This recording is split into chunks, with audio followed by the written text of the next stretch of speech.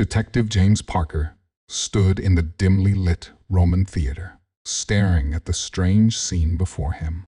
In seat 23B lay the body of wealthy businessman Thomas Reynolds, slumped forward with an ancient Roman hat placed carefully on his head.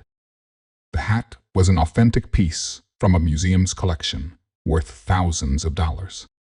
"What do we know so far?" Parker asked Officer Thompson, who was taking notes nearby. "Mr. Reynolds was found dead during intermission. The play was about Julius Caesar. He was sitting alone, though he had bought 2 tickets. Cause of death appears to be poison," Thompson replied. Parker examined the scene carefully. The Roman hat caught his attention. It was positioned perfectly straight, not tilted as it would be if Reynolds had put it on himself. Someone had placed it there after his death. The detective interviewed the theater staff first. Sarah, the ticket collector, remembered Reynolds arriving alone. He seemed nervous, kept looking over his shoulder. The concession stand worker, Mike, provided another crucial detail.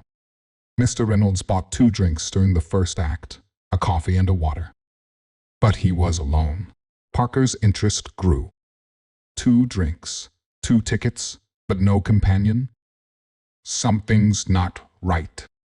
He then spoke to people sitting nearby. Mrs. Wilson, in 23, said Reynolds had been checking his phone frequently before the show started. Mr. Cooper, in 23, noticed someone in a dark coat briefly sit next to Reynolds, but left after a few minutes. Back at his office, Parker pieced together the timeline. Reynolds had arrived early, bought 2 tickets, and waited for someone. That person arrived, stayed briefly, and left. Shortly after, Reynolds was dead. The detective dug into Reynolds' background. He discovered that Reynolds was the curator of the City Museum's Roman artifact collection. The hat that was placed on his head had been stolen from his own museum 3 days ago. Parker checked Reynolds' phone records. Multiple calls were made to a number belonging to Dr. Marcus Webb, an expert in Roman history who had recently been fired from the museum after arguing with Reynolds over the authenticity of several artifacts. The next morning, Parker visited Dr. Webb's apartment. The historian seemed unsurprised by the detective's arrival. "I suppose you're here about Thomas," Webb said calmly. "Yes, I met him at the theater last night. He finally admitted that I was right. Several of our museum's Roman artifacts were fakes. He had been covering it up for years." "And the hat?" Parker asked. "He stole it himself, planned to sell it privately. Asked me to help authenticate it for the buyer. When I refused, he threatened to ruin my reputation completely." Webb's hands trembled slightly. Parker noticed a small bottle on Webb's desk. The label matched the poison found in Reynolds' system. "The hat was a message," Webb continued. "A symbol of his lies and corruption. He didn't deserve to be the keeper of Rome's treasures." "Dr. Webb, you're under arrest for the murder of Thomas Reynolds," Parker declared. "You arranged to meet him at the theater, bought the 2nd ticket to avoid suspicion.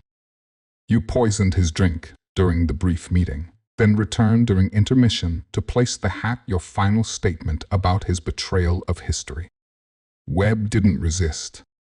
As he was led away in handcuffs, he muttered, "Some crimes against history are worse than crimes against men."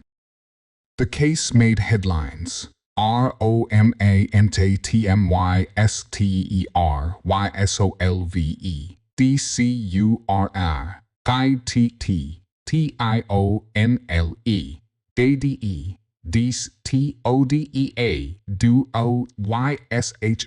DOYSHOWDOWN. The museum launched a full investigation into their collection, discovering that Webb had been right. Several pieces were indeed forgeries.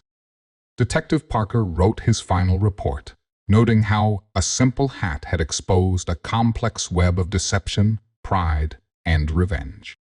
The genuine Roman hat was returned to the museum, now displayed with a small plaque telling its dark story. As he closed the case file, Parker reflected on how the past and present had collided in this mystery. An ancient Roman hat had brought modern crimes to light, proving that history's artifacts could still shape today's destinies. The Roman hat mystery became one of Detective Parker's most memorable cases, reminding him that sometimes the most important clues aren't in what people say or do, but in the symbolic messages they leave behind. The case taught him that every object tells a story, you just need to know how to read it.